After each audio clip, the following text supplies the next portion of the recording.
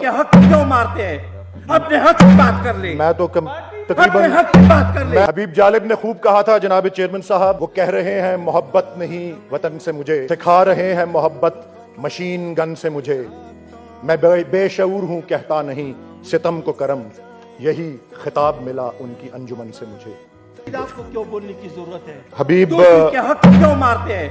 अपने हक की बात कर ले। मैं तो अपने तकरीबन हक की बात कर ले। मैं 2 महीने बाद आई थिंक की बात 2 महीने बाद बोल रहा हूँ। अदल है, ये इंसाफ है। अपने बात हाजी साहब तशरीफ रखें, क्यों भाई साहब ऐसे करते हैं? तशरीफ रखें जी। वलीद इकबाल साहब। हबीब जालिब ने खूब कहा था जनाब चेयरमैन साहब, वो कह रहे हैं मोहब्बत नहीं वतन से मुझे, सिखा रहे हैं मोहब्बत मशीन गन से मुझे, मैं बेशऊर हूं कहता नहीं सितम को करम, यही खिताब मिला उनकी अंजुमन से मुझे। जनाब चेयरमैन साहब, मेरी बातें उसी तसलसल में हैं जो कि हिज़्ब इख्तिलाफ के बेशतर मेरे फाजिल दोस्तों ने की, कि पीडीएम गवर्नमेंट की 11 महीने की कारकर्दगी का जायजा लिया जाए तो एक ही जुमला सामने आता है कि ये महज अपने आप को रिलीफ और आवाम को तकलीफ देने के लिए आए हैं।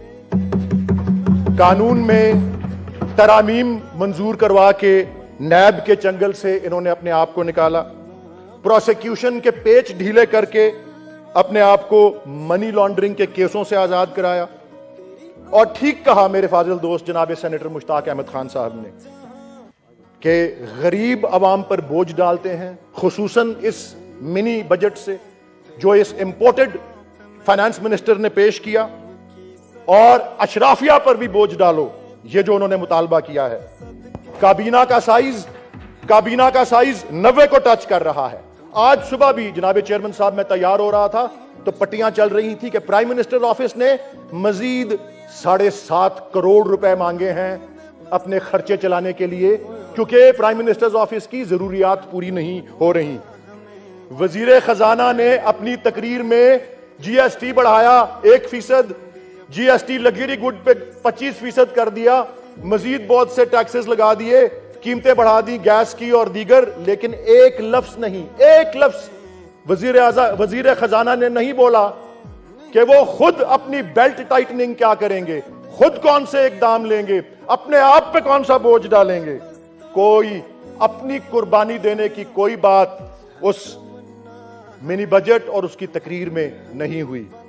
मैं समझता हूं, जिस तरह मेरे फाजिल दोस्त सेनेटर मुश्ताक अहमद खान साहब ने कहा, हमारे दिफाई इदारों और वजारत दिफा को भी इस बात पर गौर करना चाहिए कि दुनिया जहान की इक्तसादी पाबंदियां, सैंक्शंस, दहाइयों की सैंक्शंस के बावजूद एक मुल्क जो एक सुई तक नहीं बना सकता था, उसने एटम बम बना लिया, उसने बेहतरीन मिसाइल प्रोग्राम, डिलीवरी सिस्टम्स बना लिए, ऐसी बैटरीज हैं हमारी मिसाइल्स की कि हिंदुस्तान के एक कोने तक हम पहुंच सकते हैं। तो इतना बड़ा न्यूक्लियर डिटरेंट बना लिया है, तो फिर इतने बड़े कन्वेंशनल फोर्सेस की क्या जरूरत है? गौर करें इस बात पर, स्केल बैक करें, कट बैक करें, अपना हिस्सा डालें। जनाब चेयरमैन साहब, अवाम को यासो हरमान का सामना है, गम है, मायूसी है। जब रमजानुल मुबारक की आमद है, ईद उल फितर आने वाली है, माहिरीन मईशत कहते हैं कि जिस दिन रजीम चेंज हुआ उस दिन जो शख्स 30,000 रुपए कमा रहा था, उसके 30,000 रुपए आज के 20,000 रुपए के बराबर आ गए हैं। मूडीज की chief economist, senior economist Katrina Ell के अल्फाज हैं, there is still an inevitably tough journey ahead. अशराफिया की प्रिविलेजेस, अशराफिया की सब्सिडीज जो कि बिलियंस ऑफ डॉलर्स पे जा रही हैं, उनके बारे में कोई बात यह हुकूमत नहीं कर रही। हबीब जालिब ही से मैंने शुरू किया था, हबीब जालिब से ही खत्म करता हूं। लोगों ही का खून बह जाता है, होता नहीं कुछ सुल्तानों को, तूफान भी नहीं जहमत देते इनके संगीन ऐवानों को, दीवारों में सहमे बैठे हैं, क्या खूब मिली है आजादी, अपनों ने किए वो हम पे सितम, हम भूल गए बेगानों को। हम हैं और शहरे आहो फगां, गम अपना भुलाएं जाके कहां, हैं शाम से पहले लोग रवां, अपने अपने गम खानों को। निकले या ना निकले इनकी रजा, बंदूक है इनके हाथों में।